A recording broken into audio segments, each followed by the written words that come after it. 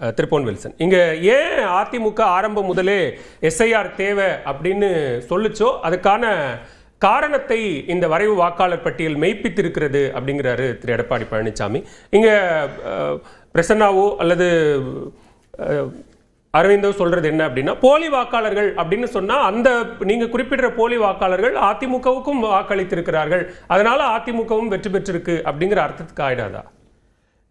என்னன்னா இதுல ஒரு முக்கியமான விஷயம் என்னன்னா, நம்ம ஒரு கருத்தை பரவலா மறந்துடுறோம். என்னன்னா, எனக்குரிய ரேஷன் கார்டு அடையாளம், எனக்குரிய டிரைவிங் லைசன்ஸ் அடையாளம், எனக்குரிய பேன் கார்டு அடையாளம், எனக்குரிய ஆதார் கார்டு அடையாளம், எனக்குரிய இந்திய நாட்டின் குடியுரிமை அடையாளம், இது எல்லாத்தையும் விட எனக்கு முக்கியமானது என்னுடைய வாக்களிக்கும் அதிகாரம் உள்ள அடையாளம்.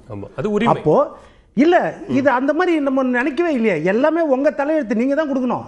அரசாங்கமோ தேர்தல் நான் பொறுப்பு இல்லாம இருப்பேன், என் அட்ரஸ் மாறுதா, என் பேர்ல எழுத்து மாறுதா, என் அடுத்த தலைமுறையை பற்றி எனக்கு கவலை இல்லையா, எல்லாம் நீங்க தான் பாத்துக்கணும். இல்ல இல்ல நான் என்ன சொல்றேன், ஒரு முறை பதிவு செய்து அவர்கள் கடமை ஆற்றிய அதை தான் சொல்ல வரேன். ஒரு முறை நான் ஆதார் பதிவு பண்ணிட்டா அதுல நான் விலாசம் மாறினா கூட உங்க தலையெழுத்து. ஆனா ரேஷன் கார்டு அதே மாதிரி தான். சரி, இன்றைக்கு உரிமை தொகை, தகுதி தொகைக்கு எவ்வளவு அப்ளிகேஷன்? தகுதி தொகைக்கு 1000 ரூபாய் வாங்குறதுக்கு நான் 300 யூனிட் கீழே இருக்கிறேன், 2.5 லட்சம் கீழே வரேன், எனக்கு 5 ஏக்கர் கீழே தான் நன்சை இருக்குது, 10 ஏக்கர் கீழே தான் புன்சை இருக்கிறது, என் வீட்டில் அரசு ஊழியர் யாரும் இல்லை, இதையெல்லாம் வரிசையில் நின்று என்னால் கொடுக்க முடியும். ஆனால் என்னை ஆளக்கூடிய ராஜாவை தீர்மானிக்க வேண்டிய அந்த அதிகாரத்தை எனக்கு அதை நீங்க தான் பார்த்துக்கணும். அது இல்லை சார், ராஜாவும் இல்லை, அதிகாரமும் இல்லை, உரிமை. அததான் சார் சொல்றேன், என்னை ஆளக்கூடியவனை நான் தீர்மானிக்கணும்னா எனக்கு எவ்வளவு பொறுப்பு இருக்கிறது, என்னுடைய அடையாளத்தை நான் ஸ்திரப்படுத்திக் கொள்ள வேண்டும் என்று நான் ரெனியூவல் பண்ணிக்கொள்ள வேண்டும். அதுதான் சொல்றேன். நீங்க பொறுப்பு இருக்கு சார், எனக்கு அந்த பொறுப்பு இருக்கு. ஆனா அந்த பொறுப்பு நீங்க 1 மாச காலத்துக்குள்ள அந்த பொறுப்பை நீ செஞ்சு முடிச்சுக்கணும்னு கொடுக்குறீங்க. அந்த 1 மாத காலம் எனக்கு போதாதுன்னு நான் சொல்றேன். அதெல்லாம் நீங்க விமர்சனம் பண்ணுங்க. 1 மாசம் பத்தாது, 1 வருஷம் வேணும், 10 வருஷம் வரும்னு கூட நம்ம சொல்லலாம். அதுல நீங்க நிறைய குறைகளை அதை சொல்லலாம், அதுல வேற விஷயம். நான் என்ன சொல்றேன், நடத்துறது எந்த காலம் எந்த சூழ்நிலை, இந்தியா போல ஒரு பெரிய ஜனநாயக நாட்டில் 1 வருஷத்துக்கு ஒரு தடவை தேர்தல் வந்துட்டே இருக்கும், எங்கேயோ ஒரு இடத்துல ஏதோ ஒரு தேர்தல் வந்துட்டே தான் இருக்கும். அதுல இருக்கிற நிறை குறைகளை நம்ம பேசலாம். இப்ப தேர்தல் கமிஷன் இந்த எஸ்ஐஆர் தான் பரிசுத்தமாவது, அதற்கு முன்னாடி எஸ்எஸ்ஆர் இருக்கும்போதெல்லாம் பரிசுத்தமா இருந்துச்சுன்னு சொல்ல. எங்க அம்மா அப்பா பேரே 5 வருஷத்துக்கு மேல தேர்தல் கமிஷன் இது லிஸ்ட்ல இருக்குது. இப்ப கொண்டு வரும்போது அது கொண்டு வந்தாங்க. இப்ப போலி வாக்காளர்னு சொன்ன பொன் வில்சன் ஒத்துப்பாரா? இப்ப போலி வாக்காளர் இல்லன்னு சொன்னா நான் ஒத்துக்க முடியல. அவங்க 2 பேரும் போலி வாக்காளர்கள்னு என்னுடைய பொறுப்பு தானே சார். அதாவது அந்த மாதிரி ஒரு போலி வாக்காளர் வந்துடக்கூடாது. அதாவது என்ன ஆட்சி செய்ய என் ஜனநாயகத்துல for the people by the people of the people தேர்ந்தெடுக்கும் போது என்ன போலயே என்னுடைய வாக்குக்குரிய உரிமை, அதுக்குரிய மதிப்பை ஒரு போலியும் போடலாம் அப்படின்ற நிலைமை வரக்கூடாதா இல்லையா, அது முக்கியம். அதனால இதுல சார் இப்ப வந்திருக்கிற 97 லட்சம் வாக்காளர்களையும் போலி வாக்காளர்கள் அப்படிங்கிற ஒரு அடையாளத்துக்குள்ள கொண்டு வரீங்க, எதிர்க்கட்சி தலைவர் கொண்டு வர்றாருன்னா, இதே 97 லட்சம் வாக்காளர்கள் வாக்களித்த 21ல அதிமுக வாக்கு வாங்கி இருக்கு, பாஜக கூட்டணியில் இருந்திருக்கு, 24ல அதிமுக வாக்கு வாங்கி இருக்கு. அதுதான் நான் சொல்ல வரேன் சார். இப்ப என்ன சொல்ல வரேன்னா, இப்ப இது வரைவு வாக்காளர் பட்டியல், இதுல இருந்து போலிகள் இருக்கிறார்கள் அப்படின்றதுதான். இது மொத்தமும் போலிகள் இல்ல, அதுதான் சொல்ல வரேன். இப்ப பாருங்க, இப்ப நம்ம தம்பி கூட சொன்னாரு 6,41,14,587 ஃபார்ம்ஸ் கொடுத்தது. அதுல ரிட்டர்ன் வந்தது எவ்வளவு தெரியுமா? 5,43,76,755 ஃபார்ம் தான் ரிட்டர்ன் வந்திருக்குது. அர்ச்சனா பட் அவர்கள் அபிஷியலா கொடுத்த இன்னைக்கு பிரஸ் நோட், அவர்கள் கொடுத்துக்கிற பிரஸ் நோட், அந்த பிரஸ் நோட்ல இருந்தா அந்த பிரஸ் நோட் தான் கையில வச்சிருக்கேன், 4 பக்கம் பிரஸ் நோட். அதுல கொடுத்திருக்குது பாருங்க, as on 19/12/2025 out of 6,41,14,587 electors, 5,43,76,755 electors have submitted their enumeration form. இதுல மீதி பாத்தீங்கன்னா எக்ஸாக்ட்லி 97,37,832 அரித்மெட்டிக்கா நீங்க லெஸ் பண்ணீங்கனாலே 97,37,832 வரலை.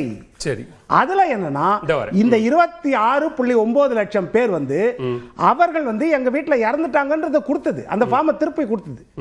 எங்க அம்மா அப்பா ஃபார்மும் வந்துச்சு, நான் திருப்பி கொடுத்துட்டேன். டேட் ஆஃப் டெத் டேட்டை சொல்லி இந்த இறப்பு சான்றிதழ் என்னைக்கு வந்துச்சுன்னு சொல்லி திருப்பி கொடுத்தாச்சு.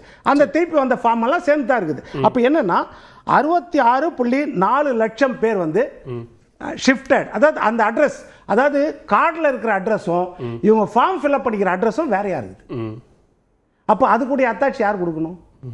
அவங்க தானே அந்த ஃபார்ம் ஃபில்அப் பண்ணி கொடுக்கணும் சார். ஷிஃப்டட் ஃபார்ம் 7 ஃபார்ம் 8 அவங்க தானே ஃபில்அப் பண்ணி கொடுக்கணும் சார். ஃபார்ம் 8 அதனால நீங்க இந்த கொடுக்க முடியும், டிராஃப்ட்க்கு அப்புறம் தான் கொடுக்க முடியும். டிராஃப்ட் டைம்ல அது கொடுக்க முடியும். அததான் இப்ப 50 நாள் டைம். இப்ப 50 நாள் டைம்ல நீங்க இந்த 66.4 இல்ல என் பேர் இல்ல, அதுல உங்க பேர் இல்லைன்னா கூட இன்னைக்கு அதாவது செல் ஆப்லயும் இருக்குது, வெப்சைட்லயும் இருக்குது, நீங்க போட்ட உடனே வந்துரும் உங்க பேர் இருக்குதான்னு. இல்லன்னா நீங்க ஃபார்ம் 8 கொடுக்கலாம். சார் அரவிந்த் ஒரு கேள்வி எழுப்புறாருங்க. நான் என்னுடைய வாக்குரிமையை நான் ஏற்கனவே வாங்கிட்டேன், அந்த ரைட்ஸை வாங்கிட்டு நான் வாக்களிச்சிட்டேன், மறுபடியும் இப்ப நான் என்னைய இல்லன்னு நீங்க சொல்லி என்னையே அலக்கழிக்கிறீங்க. அது தேர்தல் ஆணையத்தினுடைய பொறுப்பு. ஒரு வாக்காளராக என்னையே அந்த சுமையை சுமத்துறீங்கன்னு சார். இது தேர்தல் ஆணையத்து மேல மட்டுமே நம்ம போட்டுட்டு போயிட்டோம்னா தேர்தல் ஆணையம் திருத்தாது. வச்சுக்கோங்க, பரவாயில்ல. கூட ஒரு கோடி கூட வச்சுக்கோங்க, யார் வேண்டாம். அப்ப அது பரவாயில்லையா நீங்க சொல்றது? நான் என்ன சொல்றேன், நான் அட்ரஸ் 4 இடத்துக்கு மாறி போறேன்னா அது என்னுடைய பொறுப்பா இல்லையா?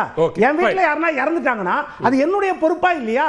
அந்த பொறுப்பு கூடுதல் பொறுப்பா இல்லையா நம்மளுக்குன்ற தேர்தல் கமிஷன் ஃபாலோ பண்ணணும். ஆனா இந்தியா போல 140 கோடி மக்கள் தொகை உள்ள நாட்டுல வந்து ஒரு பாடிக்கு மட்டுமே நம்ம பொறுப்பை கொடுத்துட்டு ஜனநாயகத்துல நம்ம தட்டி கழிச்சிட முடியுமா? இப்ப இதுல நீங்க வந்து அந்த 66.6 தானே கேள்விக்குறியாக்குறீங்க. இந்த 27 லட்சம் சரி, அதுவும் நம்ம பொறுப்புல. என் வீட்டுல இறந்தவங்களை நான் கொடுத்துருக்கணுமா இல்லையா? அதே மாதிரி 3.9 கோடி, 3.98 கோடி இரட்டை குடியுரிமை, அதையும் நான் தானே. அடுத்த சுற்றுல சுருக்குமா என்னன்னா சார் சொன்ன டேட்டா சார் சரியா புரிஞ்சுக்கலன்னு நினைக்கிறேன்.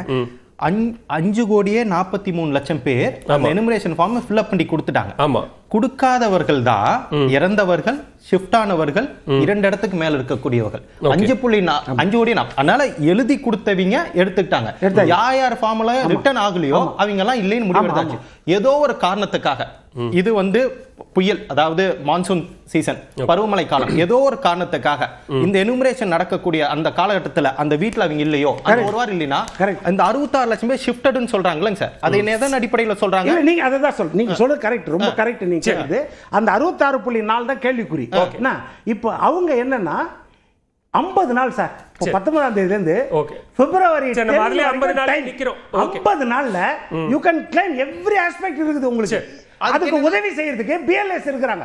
பிஎல்ஏ 1 2 கட்சி சார்பான பிஎல்எஸ். தேர்தல் நேரத்துல தேர்தல் வேலையை பார்ப்பாங்களா, இந்த வேலையை பார்ப்பாங்களா சார்? அது அதிமுகவுக்கு அந்த இது முக்கியமான தேர்தல் வேலை சார். ஓகே, தேர்தல்ல இதுதான் முக்கியமான. எல்லா தேர்தலும் முக்கியமான தேர்தல் தான் எல்லா கட்சிக்கும். அதுல எப்பயாவது நம்ம ரினிவல் இந்த மாதிரி பண்ணணுமா இல்ல புதுப்பிக்கணுமா? எப்பயாவது பண்ணலாம். அந்த தேர்தலுக்கு 1 மாசத்துக்கு முன்னாடி பண்ணனும், 2 மாசத்துக்கு முன்னாடி பண்ணனும் சார். 12 மாநிலங்கள் நடக்குது. 12 மாநிலங்கள் தேர்தல் இருக்கா? சரி, பேசுவோம். நம்ம இல்ல, நான் ஒண்ணே கிளாரிஃபை பண்ணிக்கிறேன். அந்த ஒரே பாயிண்ட் மட்டும் சொல்றேன். இந்த கிளைம் பீரியட்ல நம்ம கொடுக்கறோம்லங்க, இன்னொரு 50 நாள் கால அவகாசம்ங்கறாங்கலங்க, அந்த பீரியட்ல நமக்கு கூட டாக்குமெண்ட் எடுத்து கொடுத்து நான் ப்ரூவ் பண்ணனும்.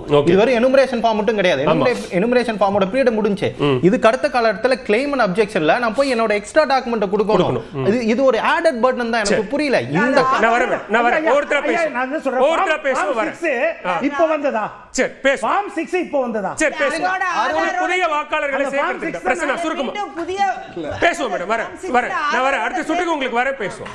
முடிச்சு வில்சன் அண்ணன் அவர்கள் ரொம்ப ஜனநாயக கடமை கரம் பற்றி ரொம்ப உணர்ச்சிகரமா பேசினார்.